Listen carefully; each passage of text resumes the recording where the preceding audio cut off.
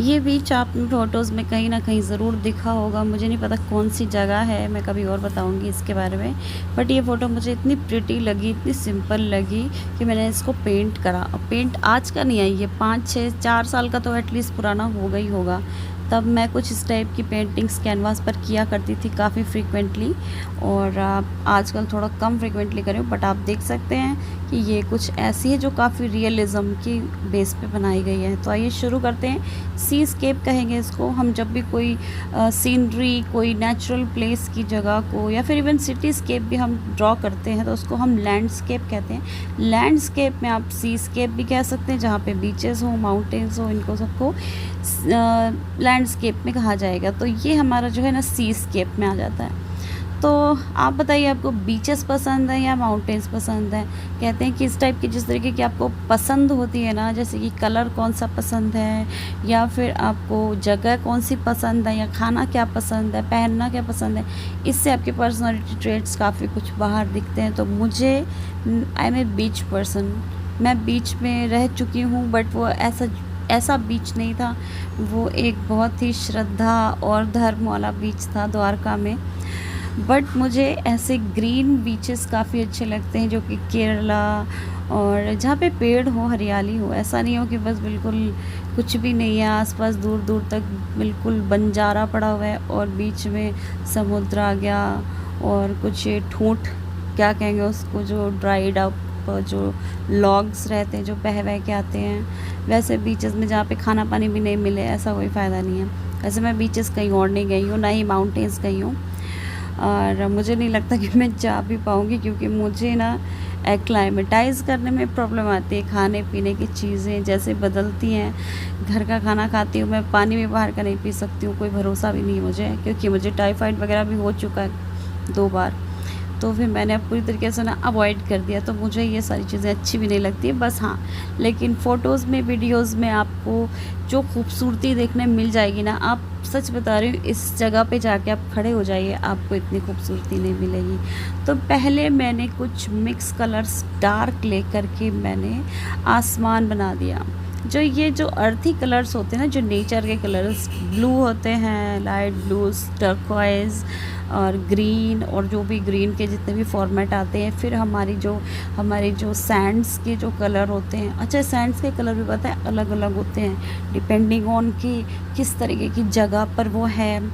कई सारी लोगों को एकदम वाइट सैंड्स ऐसी पसंद आती हैं, बट कई सारी जगह पे ऐसी डार्क सैंड्स भी हैं, जैसे कि आइसलैंड वगैरह में। तो खैर उसकी बात कभी और। तो हमने कुछ बादलों का बैकग्राउंड जैसा कुछ कुछ बना लिया है ऊपर, थोड़ा सा डार्कन करके नीचे शेडिंग जो कर रही थी मैं, वो हमने सी की आउटलाइन, ओशियन की आउटलाइन बनाई हुई है। हम करते क्या, हमारी पेंटिंग की टेक्निक मेरी एक्चुअली ऐसी रहती, मैंने कहीं से कुछ सीखा नहीं है, बट मुझे जितना भी समझ में आया है वो डार्क बैकग्राउंड, सबसे पहले आप बैकग्राउंड पे चलोगे, फिर बैकग्राउंड से फोरग्राउंड की तरफ आओगे, धीरे धीरे धीरे धीरे, लेयर बाय लेयर। इससे हमारी जो पेंटिंग होती है, इसको डेप्थ मिलती है। डेप्थ का मतलब ये नहीं है कि 3D बन जाती है, ये आप एकदम तीन डायमेंशन में आप देख सकते हो।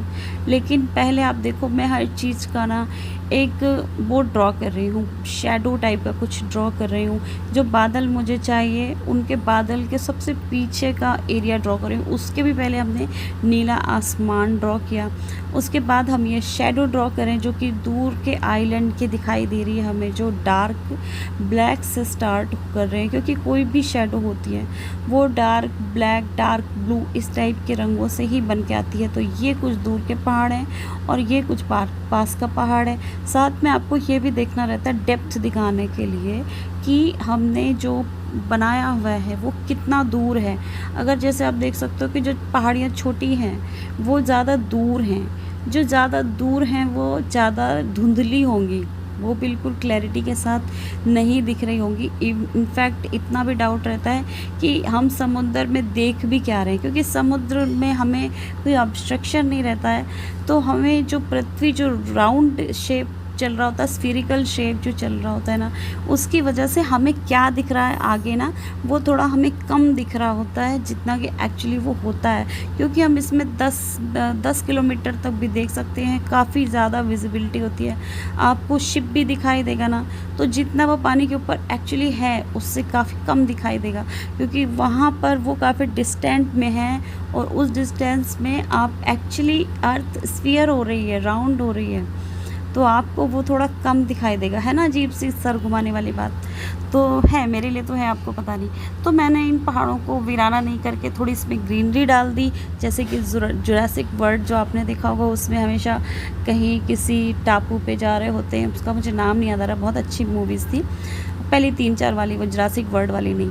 तो वो जो मतलब जो टापू टाइप का रहता है ना, आइसोलेटेड टाइप का, वो वाली फील देना है। अब ये है कहाँ का, ये तो कहीं साउथ ईस्ट एशिया का ही है, शायद कहीं इंडोनेशिया या सुमात्रा, जहाँ का भी हो मुझे आइडिया नहीं है, कभी बाद में आप खुद भी सर्च कर लेना, आपको खुद ही मिल जाएगा कौन सी जगह है, शायद मॉरिशस या पता नहीं, शायद सेशल्स, जो भी हो सकता है। फिर उसके बाद हम फोरग्राउंड की तरफ बढ़ते हैं। आप देख रहे होंगे कि मैंने पहले शेडोज़ पीछे का ड्रॉ किया, बैकग्राउंड ड्रॉ किया, उसके बाद मैं फोरग्राउंड पे आ रही हूँ धीरे धीरे।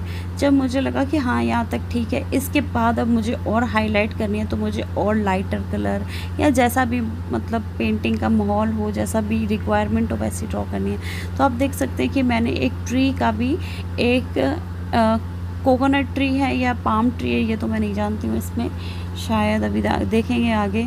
तो मैंने इसका भी पहले शेडो ही ड्रॉ किया। शेडो ड्रॉ करने से ना आपको डेप्थ मिलती है, जैसे कि मैं पहले भी बोल चुकी हूँ।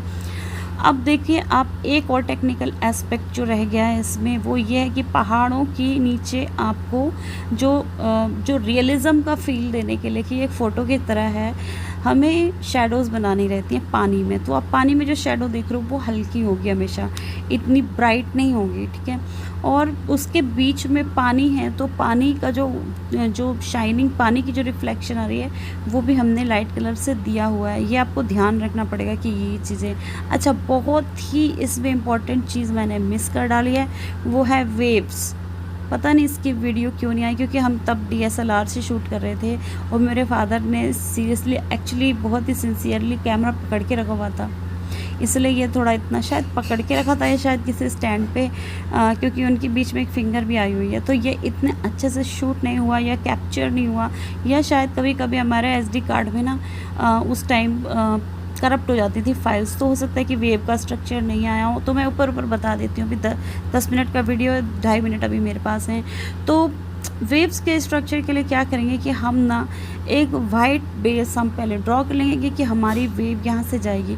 उसके बाद आपको ना जहाँ पे रेत और पानी मिल रहा है, नीला और पीला मिल रहा है, वहाँ पे आपको एक मिक्स, एक डल वाइट क्रीमिश टाइप का कलर करते जाना बैकग्राउंड में। उसके ऊपर आप वाइट में स्क्विगल्स टाइप के स्ट्रक्चर बनाएंगे। इसका मतलब यह है कि बिल्कुल भी रैंडम स्ट्रक्चर गोल टाइप का नहीं बनाना है हमको, बिल्कुल स्क्वायर टाइप का नहीं बनाना है, ऐसा हल्के हाथों से बस ऐसे मिलाते रहना है, गोल गोल घुमा के बस। और बिल्कुल भी रेगुलरिटी नहीं देनी है। रेगुलरिटी मैन मेड चीज़ों में आती है, नेचर में रेगुलरिटी नहीं आती है। हाँ, स्फीयर्स आते हैं, लेकिन आप जानते हो पृथ्वी पूरी गोल नहीं है, पृथ्वी पूरी ओवल नहीं है, पृथ्वी का एक अलग ही शेप है। तो क्योंकि जो नेचर है ना, वो थोड़ा बहुत इम्परफेक्ट होता है, imperfect in the sense scientific नहीं, बट शेप्स एंड साइजेस में। तो आपको ये देखना पड़ेगा कि इम्परफेक्शंस हमेशा रखना, और इम्परफेक्शन चीज़ें ही नेचुरल लगेंगी आपको। अभी आप देख रहे हो पेड़ की शैडो बनाने के बाद मैंने इसके ऊपर थोड़ा सा लाइटर कलर किया।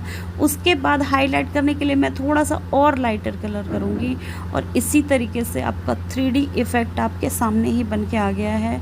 कई लोगों ने तो मुझे कुछ पेंटिंग्स, मतलब ये बहुत बड़ी, मैं अपने आप को 30 मार्क का समझती हूँ, कि मुझे लोगों ने कहा ये तो फ़ोटो है, ये ऐसी एक की बात नहीं बोल रही हूँ मैं, किसी और की बात बोल रही हूँ, दूसरी की। कहते अगर मैं ध्यान से नहीं देखूँ ना, तो ये मुझे फ़ोटो ही लगी, और मुझे पता भी चला था कि ये फ़ोटो मैंने कहाँ देखी हुई है। मैंने कहा अच्छी बात है, फिर तो मैं अच्छा ड्रॉ कर लेती हूँ। मेरी दीदी भी यही बोलती थी कि तुम पेंटिंग करना चाहिए। भाई कोई एक बंदा क्या क्या कर सकता है ना। तो मैंने फिर पेंटिंग बस ऐसे ही रखी हुई है। एक्रेलिक कलर्स मंगा लिए थे, पर एक्रेलिक उस टाइम मुझे नहीं आता था, सिर्फ वाटर कलर आता था। बचपन से छोड़ी हुई पेंटिंग है, एकदम से आप बड़े में अपनाते हो ना, तो पकड़ते नहीं बनता है भैया। तो फिर ऐसा हमने आप देख सकते हो कि ये जो थोड़ा डल ग्रीन है, ये वाला हमने ग्रीन यूज़ किया है इसमें, और हमने इसको हाईलाइट किया हुआ है। आप चाहो तो हाईलाइटिंग और बढ़ा सकते हो, पर दिक्कत ये है कि नेचुरल से लेके फिर आपका रियलिज़्म से लेके सरियलिज़्म की तरफ आ जाएगा। ओवर सैचुरेशन ऑफ कलर्स, सब कुछ ओवर इसका मतलब है कि नेचर से हट के सरियल की तरफ आ रहा है, रियलिज़्म से हट के सरियलिज़्म की तरफ आ रहा है। फिर आप स्कल भी ढूंढोगे कहीं पे, कुछ ऐसा भी करोगे, तो वो चीज़ अलग कभी और डिस्कस करेंगे।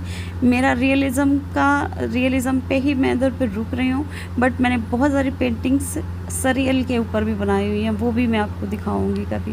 ओके, लाइक शेयर सब्सक्राइब कर दो। Bye bye and take care.